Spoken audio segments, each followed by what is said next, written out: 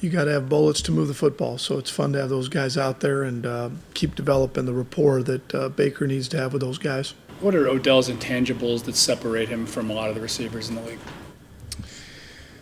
Oh, I've been around him that long. First of all, he's a really gifted athlete. Let's start with that. His balance, body control, ball tracking ability, his hands. So just start with that part of it. That's unique, rare.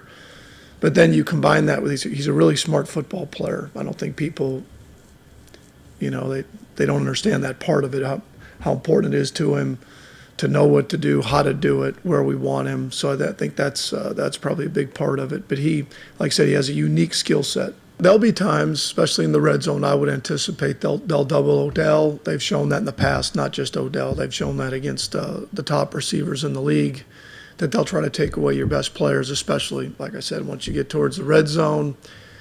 I think you have to do a good job of moving him around. You have to do a good job of running the football where they don't want to take people out of the middle of the field to double a receiver. You've got to find a way to take advantage of where he's at.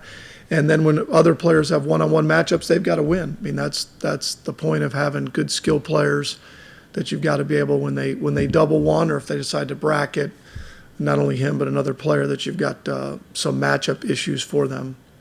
And it's only going to continue to get better. In 4 weeks, getting AC back, and then in 8 weeks, Kareem, you're going to add to that as you get going. So we're excited to see it. It's hard anymore. You used to get a little bit better gauge, in my mind, in the preseason, because more guys played. You played more often of kind of where you're at. I'm not sure anybody knows exactly where they're at right now. You have a feeling of where you're at. You like your players' mindsets, but again, you can't fear the season. That's what you do it for, Jake. And everybody knows that. So it'll be fun to get out there and see where we're at. The work that we've put in.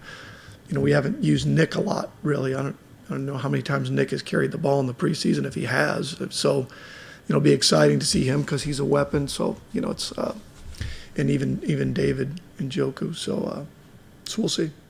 Nick, what were your impressions of his